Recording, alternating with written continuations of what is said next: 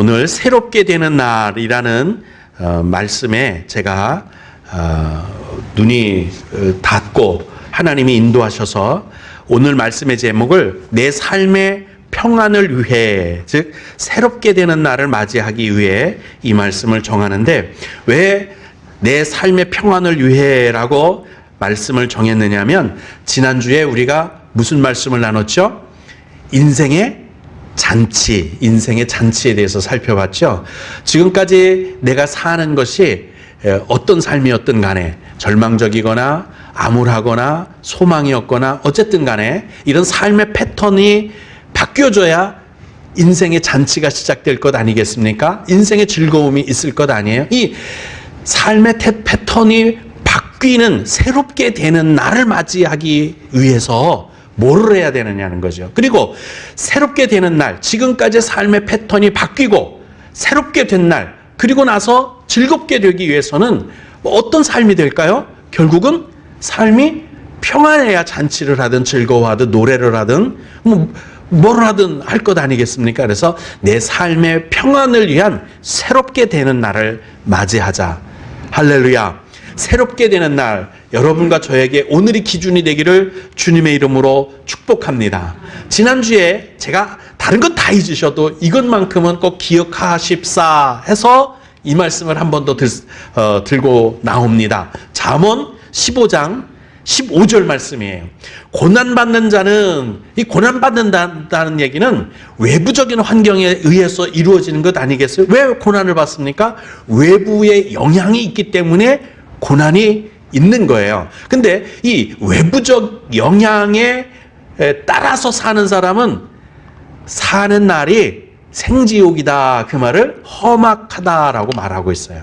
사는 게 행복하지 않다는 거예요. 사는 이 세상 사람들 사는 게 인생이 다 고해의 바다다, 괴롭다, 쓴맛이다라고 말하는 게 이런 이유입니다. 왜? 외부적인 영향을 받기 때문에. 고난받는 자는 다 그날이 험악하다. 반면에 마음이 즐거운 자는, 마음이 즐겁다는 말은 마치 이 속에서, 마음에서 즐거움이 샘솟는 것을 말하는 거죠. 내적 영향을 받는 사람들은 잔치하는 삶을 산다, 이렇게 말씀드리면서, 우리 그리스도인은 내적 영향을 받고 사는 사람이지 외부의 영향을 받고 사는 사람이 아니라고 말씀을 드렸어요. 오래전 찬송에 이런 찬송을 제가 기억합니다. 세상 사람 날 부러워 아니하여도 나도 역시 세상 사람 부럽지 않네. 초가삼간에 나는 살아도 루이스가 황제지요. 황제가 사는 궁궐에 살지 못해도 나는 행복하다. 이런 찬송 오래전에 있었던 것 여러분도 기억할 거예요. 그 내용이 뭐냐면, 외적 영향을 받지 않고 내적 영향을 나는 받고 살고 있다. 내 속에서 성령의 감동이 일어나고 성령의 인도가 있고 내 안에 기쁨의 샘이 솟는다. 이렇게 말씀을 할 수가 있겠습니다. 그래서 외적인 영향에 지배를 받는 사람, 험악한 삶을 사는 사람.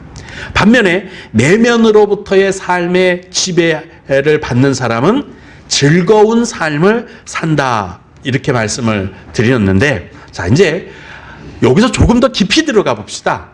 내적 영향을 받는, 알겠는디, 이거 제가 잘못 써갖고서는 사투리가 돼버렸는데, 알겠는데인데 사투리가 돼버렸는데요. 이게 전라도 사투리죠, 그죠?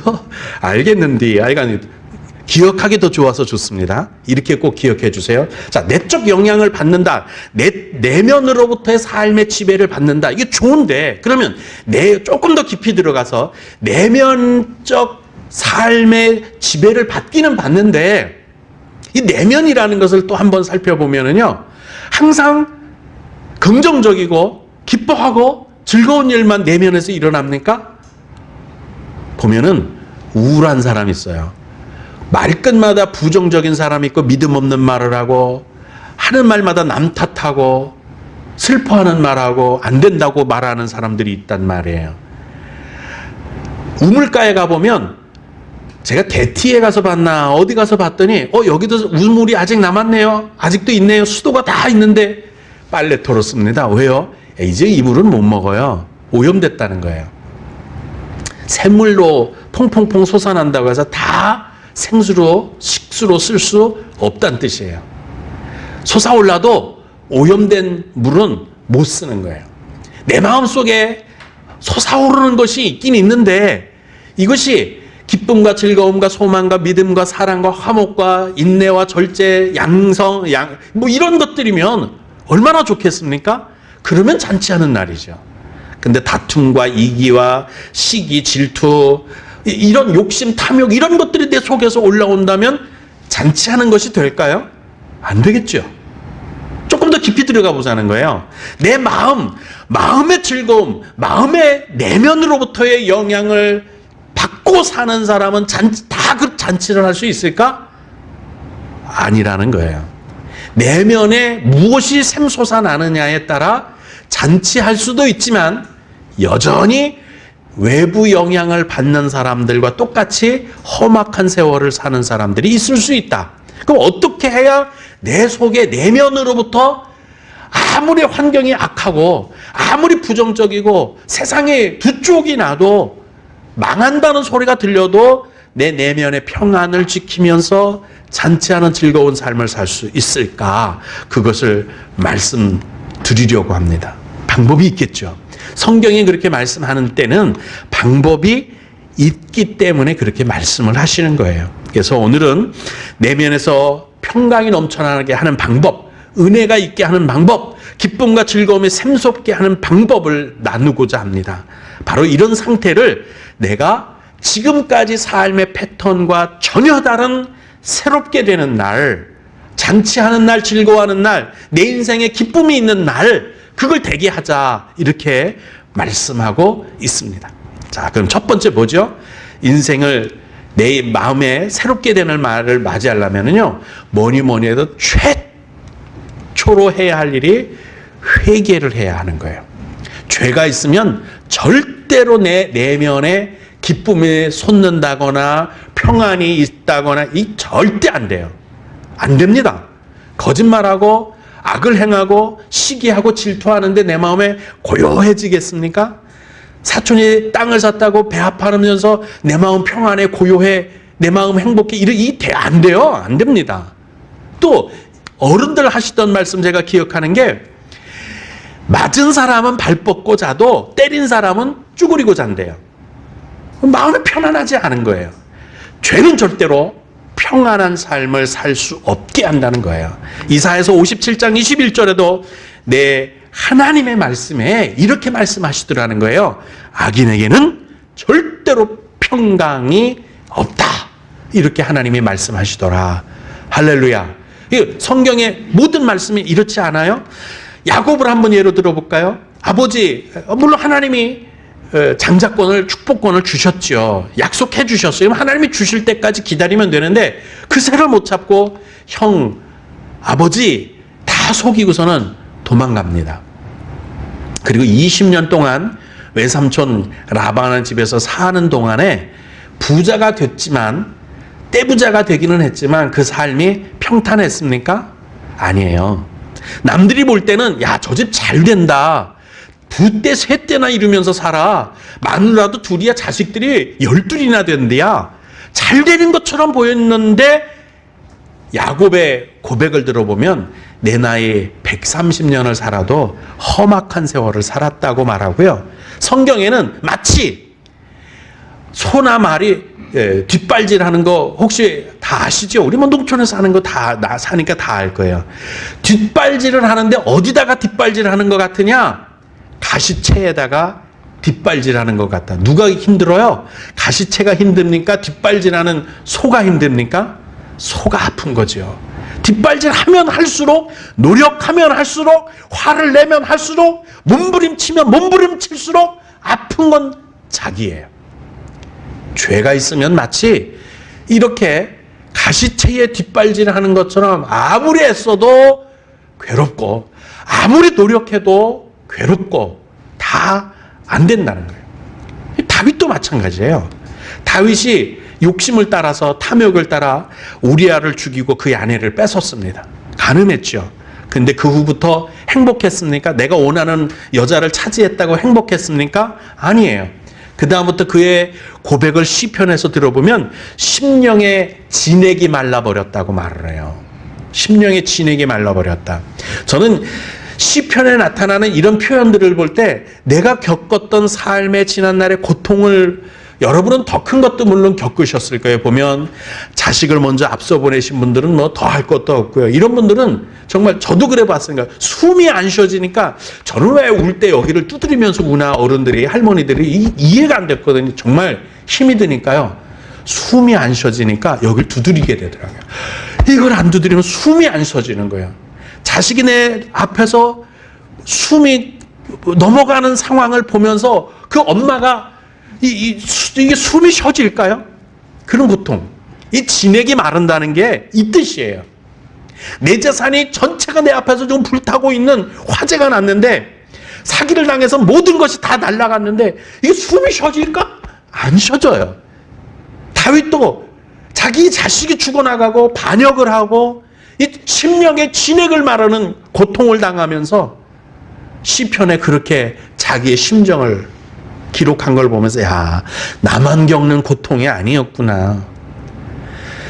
나만 당하는 두려움이 아니었구나. 나만 당하는 좌절이 아니었구나. 위로를 받으면서 그래도 숨 쉬어지지 않으니까 두들기면서 숨 쉬어봤던 기억이 2번 있습니다. 그리고 그때마다 하나님의 말씀이 나를 살렸는데 내 영혼아 내 영혼아 어찌하여 너는 내 속에서 두려워하느냐. 너는 잠잠히 너의 하나님을 바라라. 너를 구원하실 하나님을 바라라. 나의 산손이신 하나님을 바라라. 하나님을 바라보고 도피하지 않고 도망가지 않고 숨지 않고 하나님 앞에서 내가 넘어진 곳에서 일어서리라. 내가 넘어진 이곳에서 일어서리라. 하나님 앞에 일어서리라. 하나님, 나는 내 속에서 두려워하는 내 영을 하나님께 맡깁니다. 그러고 일어섰습니다. 여러분, 회개해야 돼요. 죄악이 나를 평안하게 하지 못합니다. 그러므로 회개해야 되는데 오늘 본문 말씀도 이렇게 말씀하시는 거예요. 회개하고 돌이켜 죄 없이 함을 받으라. 방법이 있거든요. 방법이 있는데 사람들이 자꾸 회피하고 도망가고 자기 합리화, 자기 변명, 자기 핑계거리로 죄를 눈 감아버리고 없다고 생각하고 있어요. 그러나 우리는 죄 없이 함을 받을 수 있는 길이 예수 그리스도로 말미암아 열려져 있으므로 나 자신을 투명하게 보고 하나님 저 맞습니다. 죄인입니다. 저 부족합니다. 저 연약합니다. 용서해 주세요. 주님의 용서를 받는 그 순간부터 내 마음에 평안이 솟아오릅니다. 한번 우리 막내딸이 지금 저쪽에서 예배를 드리니까 볼 텐데 얼마나 사춘기 때 힘들게 했는지 막 힘들어요. 그러고 나면 제가 이제 저한테 이제 혼날 줄을 알고 있었던 거죠. 혼날 줄을 알고 있었던 거죠. 이제 얘가 바짝 긴장하고 내 눈을 이제 바로 쳐다보고 있더라고요. 이제 혼날 준비를 자기 딴은 하고 있는 거예요. 근데 내 생각에 혼내면 안 되겠더라고요. 여서 더 혼내키면 더 삐딱하게 나갈 것 같더라고요. 그래서 제가 수아나 괜찮어. 아빠가 이해할게. 용서해 줄게. 그리고서는 이야기를 했더니 요래하고 있다가요. 이게 느껴지더라고요. 이러고 있다가 온몸에 힘이 이래는 게 느껴지더라고요. 그리고 나서 그 아이가 조금씩 변하기 시작했어요. 여러분, 용서받는다는 거는요, 평안을 얻는다는 것과 동일한 말이에요. 여러분, 기왕이면 이러고 살지 마세요. 하나님이 내가 너를 사하노라. 그 소리를 들으면 이렇게 됩니다. 온몸에 힘이 쫙 빠지는 거예요. 얼마나 편안해요. 좀 긴장된 거 좀 이렇게 이완시키고 편안하게 사시기를 주님의 이름으로 축복을 드립니다. 죄를 회개해야 됩니다. 2번째는요. 내 안에 뭐가 있어야죠. 은혜를 받아야 되는 거예요. 그죠? 심어야 싹이 나고 열매를 맺을 거 아니에요? 은혜를 받아야 그것이 샘솟아 날 것 아니에요? 그래서 로마서 14장 17절에 하나님의 나라는 새날이 우리가 말하는 새롭게 되는 날이 뭐예요? 잔치하는 날이잖아요. 지금까지의 삶의 패턴과 다른 삶을 사는 거잖아요. 평안의 삶이잖아요. 내 인생의 잔치잖아요. 내 인생에 즐거움이 있고 내 인생에 평안이 있고 내 인생에 희락이 있는 거잖아요. 지금까지 삶의 패턴과 다른 새롭게 된 날 어떻게 맞이할까요? 그 하나님의 나라거든요. 그게 심령천국, 가정천국. 이거 먹는 거 입는 거에 있지 않대요. 돈 많이 벌었냐? 명예를 얻었냐? 뭐 권세를 얻었냐? 이거 여기 있지 않대요. 어디에 있다고 말합니까? 성령 안에서. 성령 받으시기를 주님의 이름으로 축복합니다. 성령 안에서 의, 평강, 희락이니라. 누가 샘솟게 하는 거예요? 내 안에서 마음에 즐거움이 있는 자는 잔치하느니라. 근데 이 마음의 즐거움은 내가 샘솟는 게 아니라 성령 안에서 내 마음에 기쁨과 즐거움이 샘솟게 돼서 뭐가 솟아나는 거죠? 의, 평강, 희락. 이게 잔치하게 하는 거예요. 나를 잔치하게 하는 소스가 이거예요. 권세, 명예, 재물 이게 아니고 의, 평강, 희락 누가 주시는? 성령께서 주시는. 성령 받으시기를 주님의 이름으로 축복합니다. 하나님은요 성경 구석구석을 다 뒤져봐도 은혜 베푸시기를 원하신다고 말씀하고 계세요. 주시기를 원하신다. 너희로 풍성하기를 원한다 말씀하세요. 비우라고 말씀하는 법 없어요. 하나님은 채우시는 하나님입니다. 다른 종교는 비워라, 무다, 공이다, 없다 그렇게 해야 편해. 아니에요. 성경은 채워라, 풍요케, 더 넘치게 주시는 하나님 그걸 말씀하고 계세요. 채워야 있지. 할렐루야. 하나님이 주셔야 넘치는 줄로 믿습니다. 그냥 가득 채우는 것 정도가 아니라 마치 돛대에 배 위에 보면 큰 천을 세운 걸 돛이라고 하잖아요. 거기에 바람이 가득 차 있는 것으로 끝나는 게 아니라 줄줄줄 흘러 넘치니까 나가는 거잖아요. 하나님은 이렇게 계속 흘러 넘치도록 채우시는 하나님이신 줄로 믿습니다. 은혜의 하나님이라고 말하잖아요. 사랑의 하나님이시잖아요. 우리가 사모하는 만큼, 우리가 하나님께 간구하는 만큼 더욱 넘치게 채워주시는 줄로 믿습니다. 그러면은 내가 조금 못났어도, 부족해도, 내가 좀 가진 게 없어도 하나님의 기쁨과 평안이 넘치는 하나님의 나라, 바로 지금까지 삶의 패턴과 다른 새롭게 되는 날을 맞이하게 돼서 하나님이 내게 아무것도 은과 금 없어도 기쁨과 즐거움으로 넘치게 하실 줄로 믿습니다. 이걸 누가복음 12장 30절부터 32절에 말씀하시는데 너희는 무엇을 먹을까 무엇을 마실까 하여 구하지 말며 근심하지도 말라. 이게 우리가 하고 있기 때문에 지금까지 삶의 패턴이 이랬던 거란 말이에요. 지금까지 내가 살아온 방법이 이러니까 내 모양이 이랬던 거란 말이에요. 그런데 뭐라고 말하느냐면 적은 무리여 무서워 말라. 모든 사람들이 다 이 말씀을 받을 수 있는 건 아니에요. 믿음이 있는 사람만 받을 수 있어요. 그래서 적은 무리여 두려워 말라. 너희 아버지께서 그 나라를 너희에게 주시기를 기뻐하시느니라. 할렐루야. 여기서 말하는 그 나라는 뭐예요? 바로 새롭게 되는 날, 심령천국, 가정천국, 우리 가운데 주신 하나님의 은혜가 넘치게 하는 새롭게 되는 날, 할렐루야, 즐거움이 있는 날을 우리에게 주실 줄로 믿습니다. 그리고 기왕이면 하나님을 기쁘시게 하다 보면 평안의 날이 옵니다. 공부 잘하는 아이들 처음에 공부를 어떻게 잘하느냐면 엄마가 좋아하는 거 보고 좋아서 공부 잘합니다. 엄마 나 100점 맞아갖고 왔어. 그런데 엄마가 알았어, 잘했네. 그리고 탁 치워버리고 엄마 바빠 들어가서 놀아. 그리고 막 일을 하면 내가 공부 열심히 해도 엄마가 기뻐하지 않는구나. 그럼 걔가 공부 그 다음부터는 안 해요. 근데 엄마 나 75점 맞았어. 오, 우리 아들 아이고 고생했네. 아이고 엄마 너무너무 좋아. 뭐 해줄까? 껌 사줄까? 귤 사줄까? 뭐 사줄까? 와, 우리 딸내미 우리 아들내미 공부 너무 잘했네. 열심히 했네. 고마워. 엄마 너무너무 즐거워. 그러면 내가 이렇게 하니까 엄마가 즐거워하네. 기뻐하시네. 알았어. 더 열심히.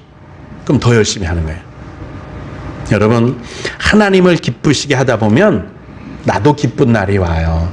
내가 잘 되는 날이 와요. 그걸 말씀드리고 싶은 거예요.